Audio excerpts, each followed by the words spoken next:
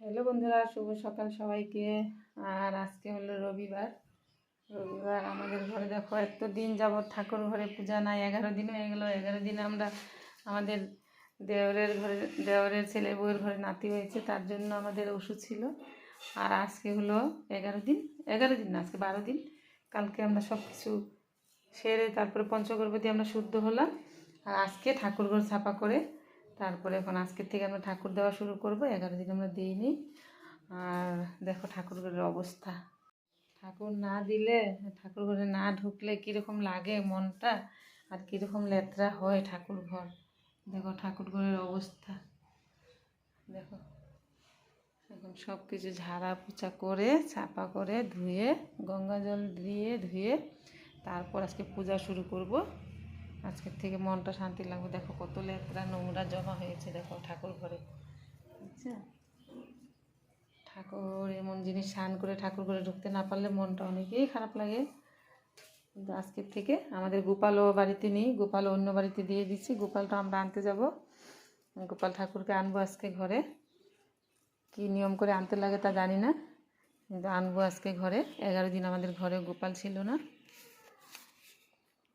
আজকে আমরা গোপাল সোনাকে ঘরে আনবো। এখন আমি আজকে ছাপা করে নিই, আগে ঝাড়াঝাড়ি করে তারপর ঘরটা মুছে নিই।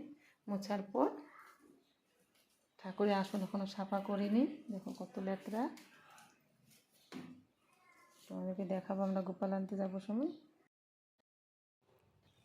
তারপরে এই সাফাটা বলে এই যে একজন তো থাকেই আমার সাথে, কোনো কথা নেই, হ্যাঁ হনুমান চালিশা পড়তে বসছে, গীতা পাঠ করতে বসছে। তারপরে এই যে আমি মোছামুছি করলাম, মোছামুছি করার পর সব কিছু সাফা হয়ে গেলে পূজা দেওয়া এখনো শুরু হয় নাই। ঠাকুর জায়গায় জায়গায় বসিয়ে দিলাম, গোপালের জায়গাটা রেখে।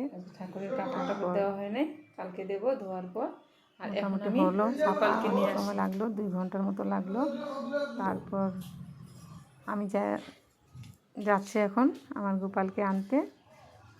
তারপর গোপালকে আনতে গিয়ে দেখি তালা বন্ধ, তাদের ঘরের দরজা বন্ধ। তারপর ঘরে আসাবার বাকি ছিল পূজা, সেই পূজা দিতে শুরু করছি।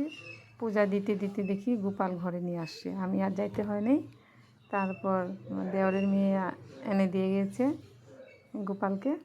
তারপর গোপাল আনার পর গোপালকেও বসালাম, গোপালকেও পূজা দিলাম। অনেক দিন যজ্ঞ করে, যারা যারা জানো আমরা যজ্ঞ করি তারা তো জানোই। তারপর অল্প যজ্ঞ করলাম ঘরে। যজ্ঞ করার পর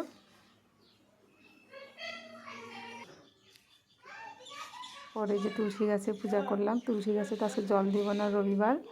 আর শিব মন্দিরটা ধুলাম, শিব মন্দিরটা ভালো করে ধুয়ে তারপরে সূর্য দেবতাকে জল দিলাম।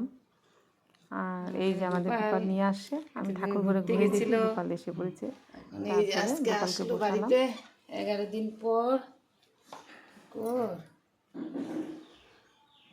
গোপাল কি রাগ করছে না কি জানি না, গোপালের মনটা দেখলাম বারবার, বুঝলাম না কিছু। কারণ কি গোপালকে খাওয়া দিতে হয়, গোপালকে 11 দিন যদি না খাওয়াই রাখতাম তাহলে তো আমাদের পাপ হতো। তার জন্য দিয়ে দিলাম দেওরের ঘরে, যে তারা পূজা করবে। তারা দিছে সেবা সব দিন 11 দিন। আজকে সকালে তাদের পূজা দেওয়া হয়ে গেছে, তারপরে আমাদের ঘরে আসলো। এখন আমি জাম দিয়ে ভোগ দিলাম, মনটা অনেক ভালো লাগছে। তারপর এইভাবে আমাদের আজকের থেকে পূজা শুরু হলো। আজকের থেকে পূজা করব, মনটা অনেক ভালো লাগছে আজকে, এর জন্য ছাপা টাপা করে দিলাম। তারপরে দেখো প্রায় 12টা বেজে গেছে। তারপরে আমি চা নিয়ে বসলাম, প্রসাদ নিয়ে বসলাম। চা তো খাই নাই, অল্প দুধ আরও একটা আটাগুলা বানানো হয়েছিল। বাই, দেখো কত দেরি।